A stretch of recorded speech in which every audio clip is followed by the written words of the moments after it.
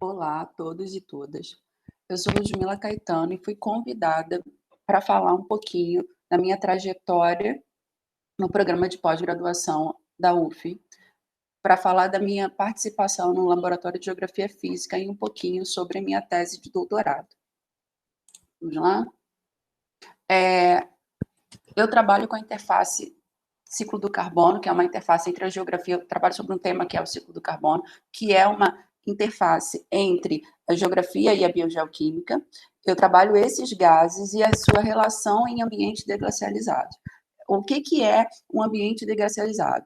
Ou é que ele já passou em uma das minhas áreas de estudo, ou que ele já passou por um processo de descongelamento, ou ele está passando também, já foi descongelado, mas continua passando por um processo de descongelamento das geleiras, principalmente.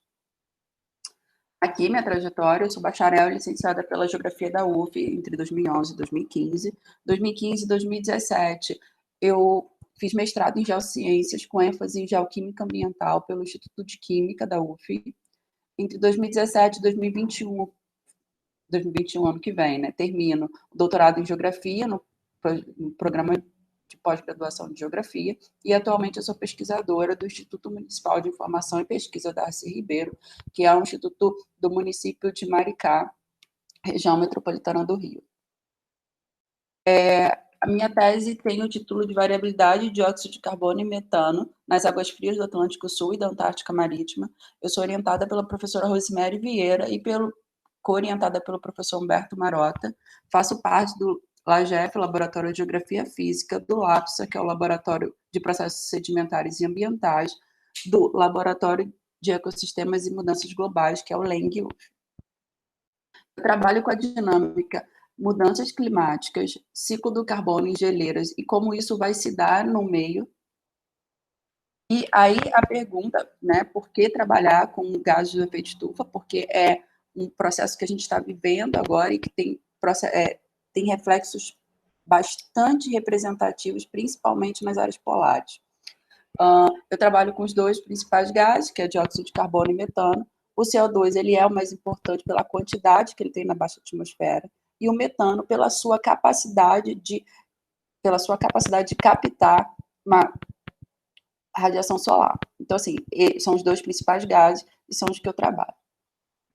Aqui, por que as regiões polares? Porque a temperatura do ar da superfície desde os anos 90 aumentou a uma taxa 3 vezes mais rápida que a média global, isso saiu semana passada, mês passado, semana passada, algo assim. Que a gente tem uma região bastante sensível, até mais do que a média global. Isso já não é novo, esse artigo da Nature, ele é recente, mas a gente já tem estudos anteriores dizendo que as geleiras são indicadores sensíveis da variabilidade climática, e as geleiras da Patagônia, da Argentina, têm derretido mais, têm sofrido mais o derretimento do que as outras regiões, e tem estudos desde a década de 50 para falar da Antártica Marítima, sobre o descongelamento e como ela tem se descongelado com mais rapidez do que o entorno. Aqui é um exemplo de uma geleira ou do campo de gelo da Patagônia, isso é mais ao sul. Se vocês observarem, eu tenho aqui em 1985, o nome da geleira é HPS-12, tá? Aqui, ó, é o término dela, em 1985, e aqui em 2017, na segunda imagem, aqui o término. Então, assim, eu tenho um recuo de aproximadamente 3 quilômetros nos últimos 30 anos.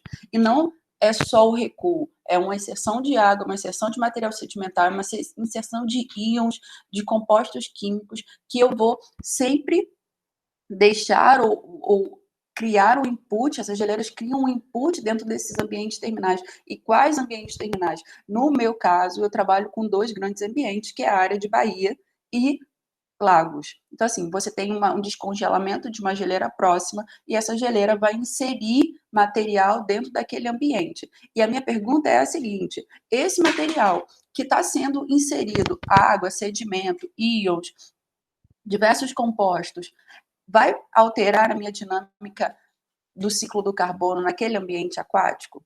Essa é a minha pergunta. Escolhi, a partir de toda essa descongelamento, de ciclo do carbono, de variação climática, de variabilidade climática. Eu escolhi 2 áreas, na verdade, 2 grandes áreas, sendo que 3 ambientes, do extremo sul da América do Sul. Aqui, o canal de Beagle e as Ilhas Shetland do Sul, que é a Antártica Marítima. Aqui, o canal de Beagle é Patagônia, entre Chile e Argentina.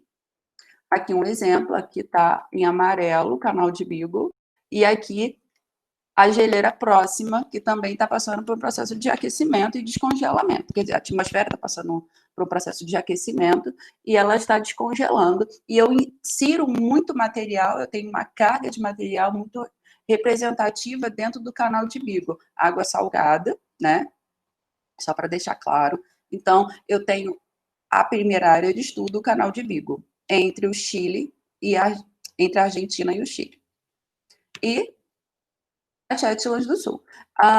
Eu escolhi a maior ilha, é um arquipélago, a Shetland do Sul, e eu escolhi a Ilha Rejorge, e dessa Ilha Rejorge eu escolhi a Baía do Almirantado, que ela também tem uma série de geleiras no entorno, que estão passando por processo de descongelamento, e escolhi a Península Fields também, só que a Península Fields ela já é um cenário diferente. Diferente do canal de Beagle e da Ilha de Rejorge, que a gente está passando por o processo agora, a Península Fields ela já está, pelo menos na área que eu trabalho, sem gelo. Aqui é o exemplo, ó, essa aqui é a Península Fields, e esses amarelinhos, não sei se dá para ver, são os lagos onde eu faço coleta. A pergunta é, aqui as Collins. Nesses 3 ambientes, que apesar de serem distintos, eles têm uma coisa em comum, uma inserção de material nos ambientes aquáticos devido ao descongelamento da geleira. E esse é o meu objeto de pesquisa. Aqui a metodologia de investigação. As campanhas amostradas foram de 2015, 2016, 2017. Fizemos varredoras espaciais com medições contínuas de PCO2, PCO4, salinidade, temperatura, posição geográfica, dados meteorológicos e coletas de sedimentos superficiais em pontos estratégicos.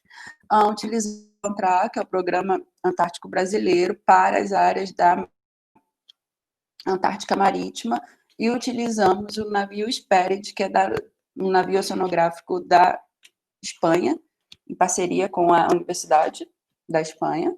Então, para a área de Beagle foi usado o Hesperides, não o Maxi, que é o da Prontar.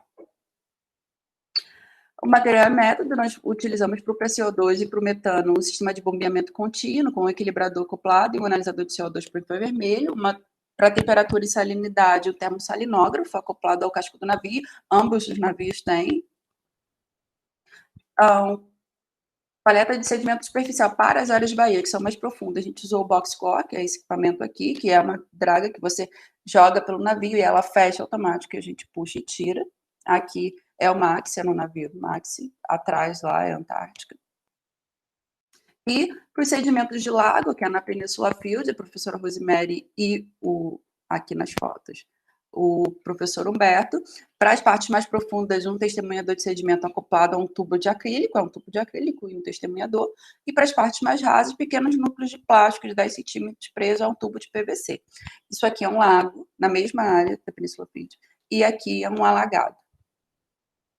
Algumas análises são feitas dentro do laboratório do próprio navio, outras são enviadas para o rio ou para qualquer, enfim, no meu caso, para o rio, para fazer análise em laboratório. As amostras são condicionadas em temperatura ambiente da Antártica, ou seja, normalmente congelada ou bastante resfriada, com temperatura bastante baixa. Aqui, pH, basicamente eu fiz no navio, e os dados meteorológicos também são do navio, são da torre do navio. Nutrientes, carbono orgânico dissolvido, clorofila e toda a análise química da água é feita pela universidade, é feita no Unidade Multiusuário de Análise Ambiental da UFRJ.